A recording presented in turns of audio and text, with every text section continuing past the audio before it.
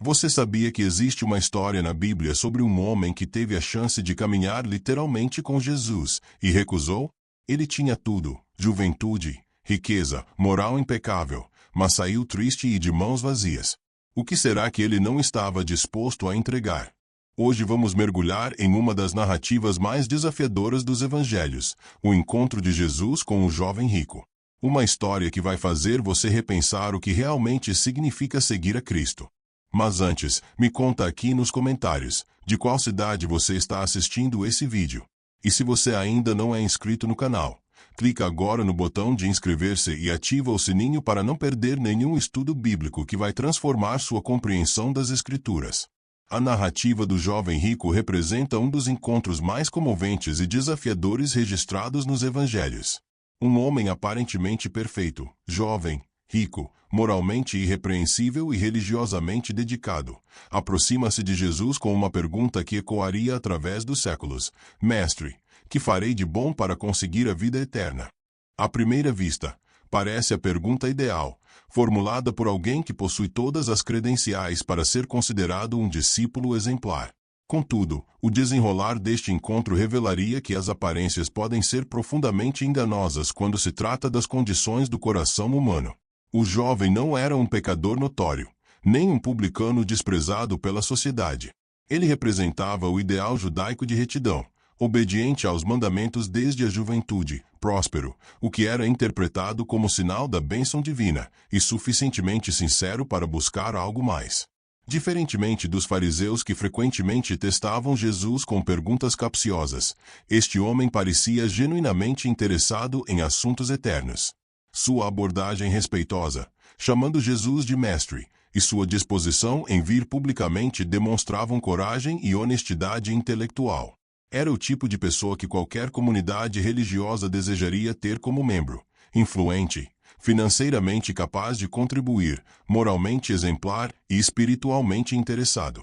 Jesus, no entanto, enxergava além das aparências. Com aquela percepção divina que penetrava as camadas mais profundas da alma humana, ele identificou imediatamente o ponto cego daquele jovem admirável. Não era a imoralidade grosseira que o impedia de herdar a vida eterna, nem a desonestidade ou a violência. Era algo muito mais sutil, portanto, muito mais perigoso, um apego que havia se tornado idolatria, uma segurança que substituíra a confiança em Deus, uma riqueza que ocupará o trono do coração destinado exclusivamente ao Criador. O que torna esta história tão impactante é que revela como a própria bondade humana, quando não está fundamentada na rendição total a Deus, pode tornar-se o maior obstáculo para a salvação. A tragédia desta narrativa não está no fato de o jovem ser rico, mas em sua incapacidade de reconhecer que sua riqueza o possuía mais do que ele a possuía. Ele viera buscando fazer algo de bom para merecer a vida eterna, operando ainda dentro da lógica do merecimento e da conquista pessoal. Jesus, com infinita sabedoria pedagógica, conduziria esta conversa para revelar que a vida eterna não é algo que se conquista através de ações morais ou posses materiais, mas um dom que exige a rendição completa de tudo aquilo que compete com Deus pelo primeiro lugar em nossos corações.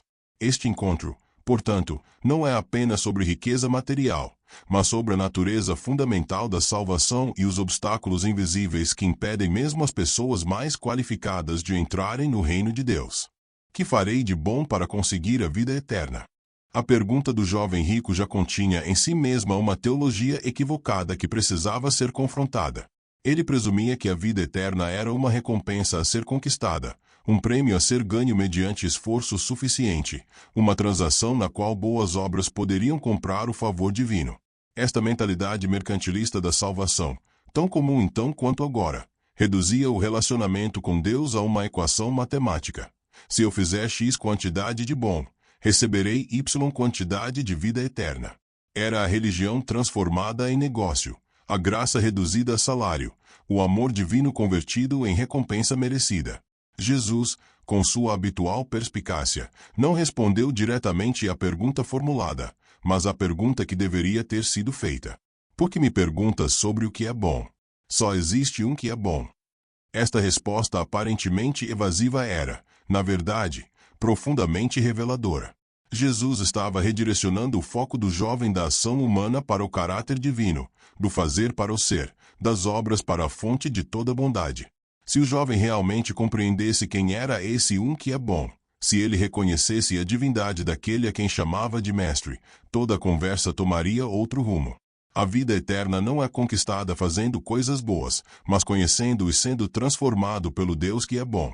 Contudo, antes de revelar a verdade radical do Evangelho, Jesus precisava desconstruir a autoconfiança do jovem.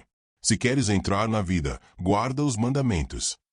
À primeira vista, isso parece validar a abordagem legalista do jovem.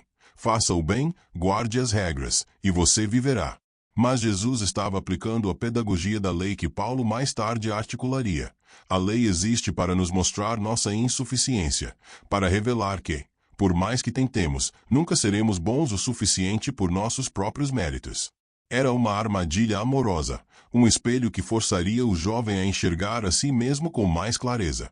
Jesus lista alguns dos mandamentos: não matarás, não adulterarás, não furtarás, não dirás falso testemunho, honra teu pai e tua mãe, e amarás o teu próximo como a ti mesmo. A resposta do jovem revela tanto sua sinceridade quanto sua cegueira espiritual. Tudo isso tenho guardado. Que me falta ainda? Aqui está um homem que genuinamente acredita ter cumprido todos esses mandamentos desde a juventude. Não há hipocrisia consciente em sua declaração. Ele realmente se considera obediente. Mais impressionante ainda, ele reconhece que algo ainda falta.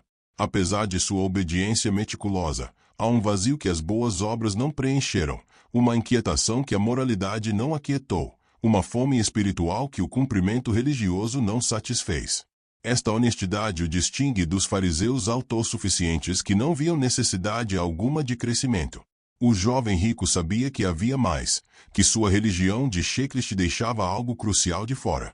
Ele estava certo, mas totalmente despreparado para o que viria a seguir. Se queres ser perfeito, vai, vende tudo o que tens, dá aos pobres, e terás um tesouro no céu. Depois, vem e segue-me.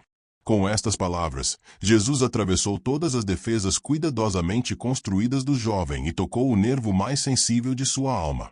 Este não era um mandamento universal aplicável a todos os discípulos. Jesus nunca exigiu que Zaqueu, José de Arimateia ou outras pessoas ricas vendessem literalmente tudo.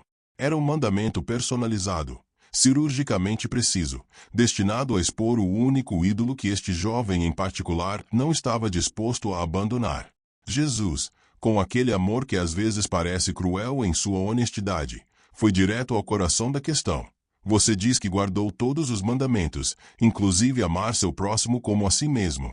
Então prove. Distribua sua riqueza aos pobres. Você diz que quer a vida eterna. Ela está aqui, na pessoa que está diante de você. Vem e segue-me. O texto registra que Jesus disse isto olhando para ele, o amou. Esta pequena nota é crucial para entendermos a natureza do desafio. Jesus não estava sendo arbitrariamente difícil, nem estabelecendo um teste impossível para afastar o jovem. Ele estava amando o suficiente para dizer a verdade, mesmo sabendo que essa verdade seria rejeitada. Como um cirurgião que ama seu paciente o suficiente para fazer uma incisão dolorosa mas necessária, Jesus expôs o tumor espiritual que, se não removido, destruiria a alma daquele jovem. O amor verdadeiro não pode permanecer em silêncio diante do que nos destrói, mesmo quando a verdade é difícil de ouvir. Jesus ofereceu ao jovem não apenas vida eterna abstrata, mas vida abundante concreta, liberdade da escravidão às posses, alegria no serviço aos pobres, aventura no discipulado radical, tesouro no céu que nenhuma crise econômica poderia destruir. A reação do jovem revela o custo real do discipulado e a natureza do verdadeiro obstáculo à salvação. Mas o jovem, ouvindo esta palavra, retirou-se triste, porque possuía muitas propriedades. Observe a gramática desta frase. Ele não se retirou porque tinha muitas posses, mas porque elas o possuíam. A tristeza que ele experimentou é profundamente significativa. Ele não saiu irritado, como os fariseus frequentemente faziam quando confrontados. Ele não argumentou ou racionalizou. Ele ficou triste. Uma tristeza que reconhecia a verdade do diagnóstico de Jesus, que sentia o peso do que estava sendo rejeitado, que intuía a magnitude da oportunidade perdida. Era a tristeza de alguém que enxerga o tesouro mas não consegue soltar o lixo que enche suas mãos para alcançá-lo. Este momento representa uma das escolhas mais trágicas registradas nas Escrituras. Aqui estava um jovem que tinha tudo do ponto de vista humano, que buscava sinceramente a vida eterna, que teve a oportunidade de caminhar literalmente com o Filho de Deus, de fazer parte do círculo íntimo dos discípulos, de presenciar milagres e ensinos que transformariam o mundo. E ele escolheu suas posses. Não sabemos seu nome, embora ele fosse rico e influente. Não sabemos o que aconteceu com ele depois, embora Jesus o tenha amado. O que sabemos é que, naquele momento crucial, quando confrontado com a escolha entre seu tesouro terreno e o tesouro celestial, entre sua segurança material e a aventura do discipulado, entre suas muitas propriedades e o Criador de todas as coisas, ele escolheu o que podia ver e tocar, rejeitando o que era eterno e invisível. Sua riqueza, que deveria ter sido uma bênção, tornou-se sua maldição. Seu sucesso, que deveria ter sido um meio para o reino, tornou-se o fim em si mesmo. E ele saiu triste, carregando um peso muito maior que suas muitas posses, o peso da oportunidade perdida, da vida não vivida, da chamada não respondida. A partida do jovem rico deixou um silêncio pesado. Os discípulos, que haviam observado toda a interação, estavam processando implicações perturbadoras. Se um homem tão qualificado, jovem, rico, moralmente irrepreensível, religiosamente dedicado e sinceramente interessado, não podia entrar no reino de Deus, quem poderia? Jesus, percebendo o momento de ensino, voltou-se para seus discípulos com palavras que devem tê-lo chocado. Em verdade vos digo que dificilmente entrará um rico no reino dos céus. E ainda vos digo que é mais fácil passar um camelo pelo fundo de uma agulha do que entrar um rico no reino de Deus. Esta afirmação não era um exagero retórico, mas uma descrição precisa de uma impossibilidade absoluta.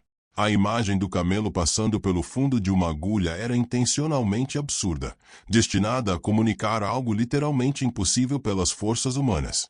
Alguns comentaristas tentaram suavizar esta imagem sugerindo que o fundo da agulha era o nome de um portão estreito em Jerusalém, ou que a palavra aramaica para camelo era similar à palavra para corda, mas estas tentativas perdem o ponto central. Jesus estava declarando uma impossibilidade total. Um camelo não pode passar pelo fundo de uma agulha, não importa quanto tempo você tente ou quão habilmente manobre. Da mesma forma, um rico, e Jesus estava usando o rico não apenas como categoria econômica, mas como estado espiritual de autossuficiência e dependência de recursos materiais, não pode, por seus próprios esforços, entrar no reino de Deus. A reação dos discípulos revela que eles entenderam a gravidade da afirmação. Então, quem pode ser salvo? Esta pergunta expõe uma verdade surpreendente sobre a perspectiva dos discípulos. Eles, como a maioria dos judeus de sua época, acreditavam que a riqueza era sinal da bênção divina. Se os ricos, os abençoados de Deus, aqueles que claramente tinham seu favor, não podiam ser salvos, então a salvação era impossível para todos. Os discípulos finalmente compreenderam o que Jesus vinha ensinando o tempo todo. A salvação não é uma conquista humana, não é o resultado de esforço moral ou acúmulo de méritos. Se até os mais favorecidos, mais morais e mais bem-sucedidos não podem salvar a si mesmos, então a salvação deve vir de outra fonte completamente. A resposta de Jesus é o coração pulsante do Evangelho. Aos homens isso é impossível, mas para Deus tudo é possível. Aqui está a virada dramática, a boa notícia em meio à notícia impossível. A salvação é impossível para a humanidade, completamente, absolutamente, categoricamente impossível. Nenhuma quantidade de riqueza pode comprá-la, nenhum grau de moralidade pode merecê-la, nenhum nível de esforço religioso pode alcançá-la. Mas é a diferença entre desespero e esperança. O que é impossível para os humanos é possível para Deus. Deus pode fazer o camelo passar pelo fundo da agulha. Deus pode transformar corações de pedra em corações de carne. Deus pode romper o poder da riqueza, destruir ídolos, libertar cativos e dar vida aos mortos. A salvação, desde o início até o fim, é obra divina, não conquista humana. Esta verdade simultaneamente humilha nossa arrogância e infla nossa esperança. Humilha porque nos força a admitir nossa total incapacidade. Infla porque nos assegura que Deus pode fazer o que nós nunca poderíamos. A história do jovem rico não é primariamente sobre dinheiro, mas sobre idolatria, a substituição sutil de Deus por algo criado, a transferência de confiança do Criador para a criatura, a inversão trágica de meios e fins. A riqueza em si não é má. As Escrituras estão repletas de pessoas prósperas que agradaram a Deus: Abraão, Jó, José de Arimateia, Lídia.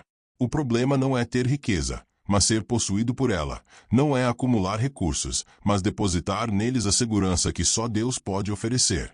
O jovem rico havia permitido que suas muitas posses ocupassem o lugar de Deus em sua hierarquia de valores, e esta substituição se revelou quando ele foi forçado a escolher entre ambos.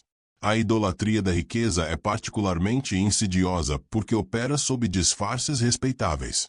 Chamamos de prudência financeira, responsabilidade familiar, planejamento para o futuro ou segurança legítima. Racionalizamos nossa acumulação citando provérbios sobre a formiga que ajunta no verão, enquanto ignoramos os ensinamentos sobre dar aos pobres e acumular tesouros no céu. Construímos impérios financeiros em nome de administrar bem os recursos que Deus nos deu, mas resistimos ferozmente a qualquer sugestão de que deveríamos distribuir generosamente ou viver com menos. A riqueza oferece uma sensação tangível de controle em um mundo incerto, uma proteção mensurável contra as contingências da vida, um poder que pode resolver problemas e abrir portas. Não é de admirar que seja tão difícil soltá-la. Jesus ensinou repetidamente sobre os perigos espirituais da riqueza. Não acumuleis tesouros na terra, mas acumulai tesouros no céu, porque onde estiver o vosso tesouro, aí estará também o vosso coração. Ninguém pode servir a dois senhores, não podeis servir a Deus e às riquezas. Ai de vós, ricos, porque já tendes a vossa consolação. Como é difícil para os que confiam nas riquezas entrar no reino de Deus. A consistência e intensidade desses avisos deveriam nos alarmar, mas frequentemente os espiritualizamos ou os aplicamos apenas aos muito ricos, sempre alguém mais rico que nós mesmos. A verdade é que a maioria de nós, medida por padrões globais e históricos, somos incrivelmente ricos, e os avisos de Jesus nos aplicam-se diretamente. O que torna a riqueza tão perigosa espiritualmente é que ela oferece uma alternativa funcional a Deus. Quando estamos doentes, recorremos aos melhores médicos que o dinheiro pode comprar. Quando estamos inseguros, investimos em melhores sistemas de segurança, seguros mais abrangentes e reservas financeiras maiores. Quando queremos influenciar situações, usamos nossos recursos para abrir portas e criar oportunidades. Em cada uma dessas áreas, a riqueza oferece soluções práticas, tangíveis e imediatas que não requerem fé, não envolvem espera e não demandam dependência de um Deus invisível. Gradualmente, imperceptivelmente, nossa confiança prática desloca-se de Deus para nossos recursos. Ainda falamos sobre confiar em Deus, ainda oramos e frequentamos cultos, mas quando as crises reais surgem, nossa primeira reação revela onde está realmente nossa confiança. O jovem rico enfrentou este teste e falhou. Quando forçado a escolher entre suas posses e Jesus, ele escolheu o que podia ver. Quantos de nós faríamos diferente? Jesus não estava promovendo pobreza como virtude em si mesma, nem defendendo o ascetismo como caminho para a santidade.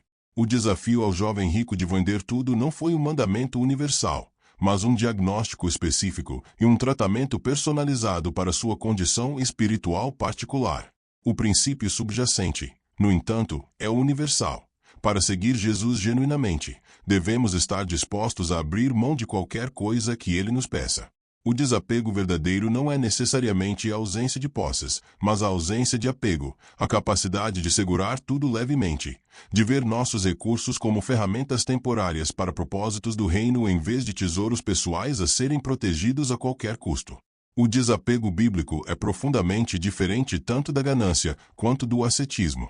Contra a ganância, afirma que as coisas materiais não podem satisfazer os anseios mais profundos da alma humana e que acumular riquezas enquanto outros sofrem necessidade é uma violação do mandamento de amar o próximo. Contra o ascetismo, reconhece que a criação material é boa, que Deus nos dá todas as coisas para nosso prazer, e que a pobreza voluntária sem amor não vale nada.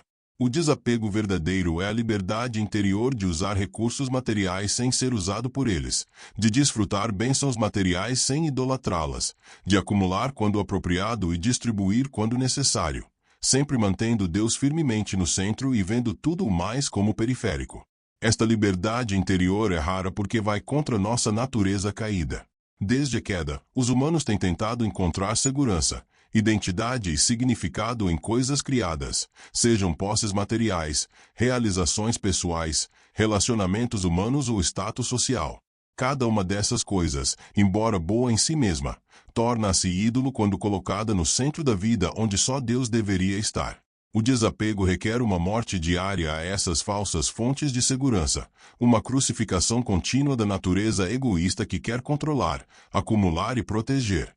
É por isso que Jesus conectou o discipulado ao tomar a cruz. Se alguém quer vir após mim, negue-se a si mesmo, tome a sua cruz cada dia e siga-me. O desapego não é um evento único, mas uma prática contínua de soltar e render.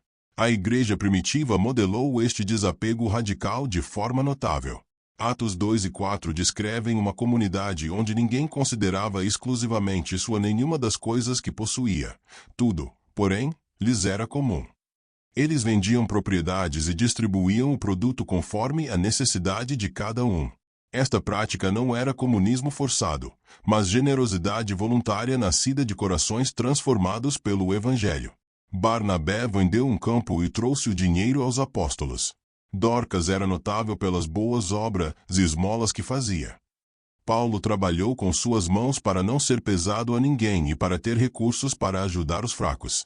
Estes primeiros cristãos haviam compreendido algo que muitos cristãos modernos esqueceram.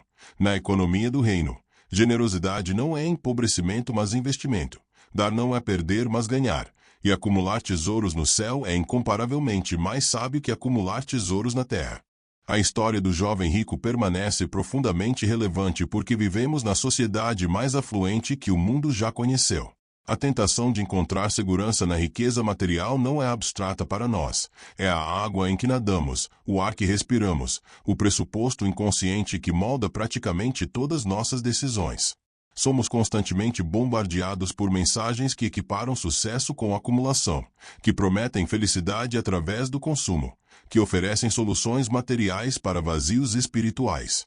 O Evangelho da Prosperidade, a heresia que promete que Deus quer que todos sejamos ricos materialmente, encontra solo fértil precisamente porque alinha-se perfeitamente com nossos desejos caídos e com os valores culturais dominantes.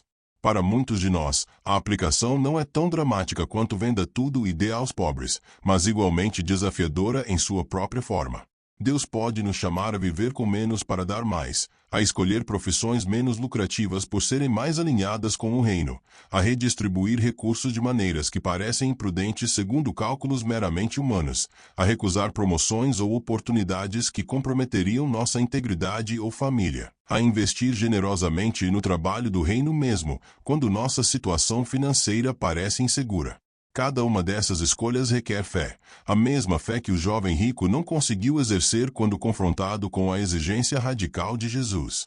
A questão que cada um de nós deve fazer é: o que é, para mim, o equivalente às muitas propriedades do jovem rico? Qual é o ídolo que eu não estou disposto a abandonar para seguir Jesus completamente? Para alguns, é literalmente a riqueza material e o estilo de vida que ela possibilita. Para outros, pode ser status profissional, reputação social, conforto pessoal, planos para aposentadoria ou o sonho de deixar herança substancial para filhos. Pode ser a casa dos sonhos, a educação premium para os filhos, a liberdade de viajar ou a segurança de nunca precisar depender de outros. Nenhuma dessas coisas é intrinsecamente má, mas qualquer uma pode tornar-se o obstáculo que nos impede de seguir Jesus radical e completamente. A aplicação prática desta narrativa nos leva inevitavelmente a questões difíceis sobre nosso estilo de vida. Quanto é suficiente? Como sabemos se estamos acumulando tesouros na terra ou no céu? Qual porcentagem de nossa renda deveríamos doar? Como equilibramos responsabilidade familiar com generosidade do reino?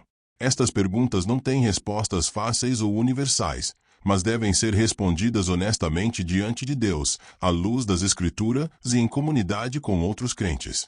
O perigo é que muitos cristãos nunca fazem estas perguntas seriamente, ou as respondem baseados exclusivamente em convenções culturais e prudência humana, sem nunca permitir que o chamado radical de Jesus desafie fundamentalmente seus pressupostos sobre dinheiro, posses e segurança. O jovem rico saiu triste porque não estava disposto a responder à pergunta que Jesus fez. A tragédia maior seria nunca fazer a pergunta em primeiro lugar. Embora a história do jovem rico termine em fracasso e tristeza, ela não representa a palavra final sobre riqueza e salvação. A mesma graça que pode fazer o camelo passar pelo fundo da agulha pode transformar corações apegados em corações generosos, pode quebrar o poder da riqueza sobre a alma humana, pode criar em nós a disposição de soltar o que antes segurávamos com punhos fechados. A história de Zaqueu, o cobrador de impostos rico que encontrou Jesus e espontaneamente prometeu dar metade de seus bens aos pobres e restituir quadruplicadamente a qualquer um que havia defraudado, demonstra que a transformação que o jovem rico rejeitou é genuinamente possível quando o coração é tocado pela graça. A diferença entre estes dois homens ricos não estava em suas circunstâncias externas, mas em suas respostas à presença de Jesus. O jovem rico viu em Jesus uma fonte de informação sobre como obter vida eterna. Ele queria saber o que fazer. Zaqueu viu em Jesus um tesouro mais valioso que toda sua riqueza acumulada. Ele queria conhecer quem Jesus era. Esta diferença de perspectiva produziu resultados radicalmente diferentes. O jovem rico foi embora triste, ainda possuindo suas muitas propriedades, mas tendo perdido a oportunidade da vida eterna. Zaqueu alegremente distribuiu metade de sua riqueza, mas ganhou salvação para sua casa e a declaração de Jesus: hoje veio salvação a esta casa. A transformação que o Evangelho oferece não é meramente comportamental, não é apenas fazer-nos dar mais ou gastar menos. É fundamentalmente uma transformação de valores, uma reordenação de amores, uma conversão de perspectiva que nos permite ver a realidade do ponto de vista de Deus em vez do ponto de vista do mundo. Quando isso acontece, quando o Espírito Santo abre nossos olhos para ver a suprema beleza de Cristo e a relatividade de todas as outras coisas, a generosidade deixa de ser um dever pesado e torna-se um prazer, o desapego deixa de ser uma perda e torna-se uma libertação, e seguir Jesus deixa de ser um sacrifício e torna-se a maior alegria possível. A narrativa do jovem rico nos confronta com uma escolha que não pode ser evitada indefinidamente. Podemos, como ele, valorizar mais nossos tesouros terrenos que o tesouro celestial. Podemos preferir a segurança visível das posses à aventura invisível da fé. Podemos optar por acumular na terra em vez de acumular no céu. Ou podemos, pela graça transformadora de Deus, seguir o exemplo daqueles que tiveram seus bens confiscados com alegria, sabendo que possuem bens superiores e permanentes. A escolha revela onde realmente está nosso coração. Expõe o que realmente valorizamos e determina, em última análise, onde passaremos a eternidade. O jovem rico tinha tudo exceto a única coisa necessária, um coração livre do amor ao dinheiro e disponível para amar completamente a Deus. Que Deus nos conceda, por sua graça, o que aquele jovem tragicamente rejeitou: a fé para soltar o temporal e agarrar o eterno, a coragem para trocar tesouros terrenos por tesouros celestiais, e a alegria de descobrir que na presença de Jesus há plenitude de alegria e na sua mão direita, delícias perpetuamente, tornando todas as riquezas terrenas irrelevantes em comparação. E depois de refletirmos sobre essa passagem tão poderosa, percebemos que o maior desafio do jovem rico não foi a riqueza em si, mas o apego ao que o afastava de Deus. Quantas vezes também nos vemos assim, presos a algo que impede nossa verdadeira entrega? Talvez não sejam bens materiais, mas sentimentos, hábitos ou até o medo de abrir mão do controle. Por isso, antes de encerrarmos, quero te convidar a fechar os olhos por um instante e permitir que o Espírito Santo fale ao seu coração. Vamos juntos fazer uma oração, pedindo a Deus que nos ensine a desapegar daquilo que nos prende, e a entregar tudo nas mãos dele, com fé e confiança total. Senhor nosso Deus, Pai de amor, de graça e de infinita paciência, hoje nos colocamos diante da Tua presença com o coração aberto, desejando ouvir Tua voz e entender o que realmente significa te seguir, de todo o coração. Assim como aquele jovem rico se aproximou de Jesus com sinceridade, querendo saber o caminho da vida eterna, nós também chegamos até Ti com o mesmo anseio. Queremos Te conhecer mais profundamente. Senhor, queremos entender o que ainda nos prende, o que ainda nos impede de te seguir completamente. Pai, muitas vezes olhamos para nossas mãos e vemos nelas coisas que consideramos preciosas, bens, planos, conquistas, pessoas, orgulho, vontades, e, sem perceber, seguramos tudo isso tão forte, que deixamos de segurar em tuas mãos com confiança total.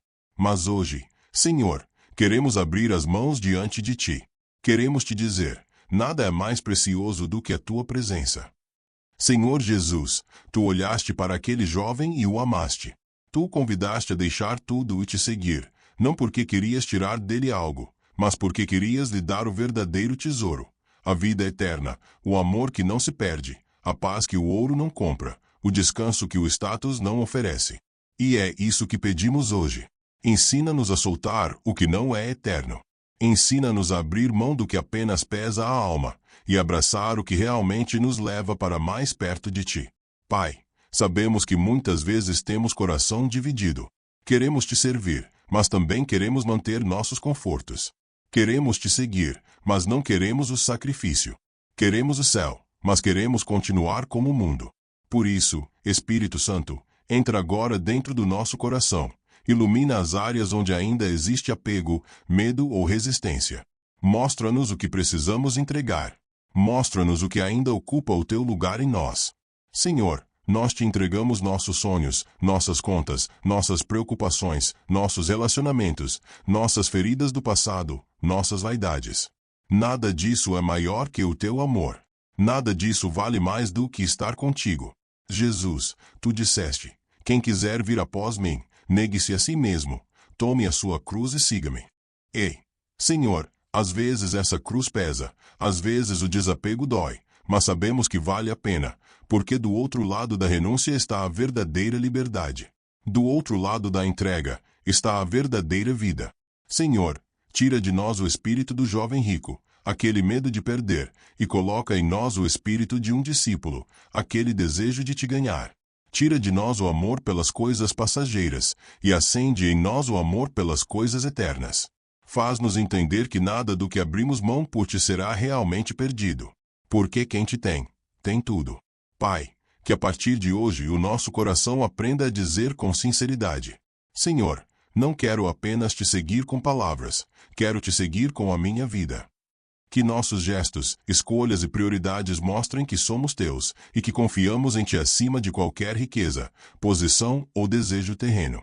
Ei, se algum de nós hoje está apegado a algo, seja um pecado, um medo, um relacionamento, um sonho que não vem de ti, ajuda-nos, Senhor, a soltar. Dá-nos coragem, como um pai dá coragem ao filho para dar o primeiro passo. Porque queremos caminhar contigo sem correntes, sem pesos, sem reservas.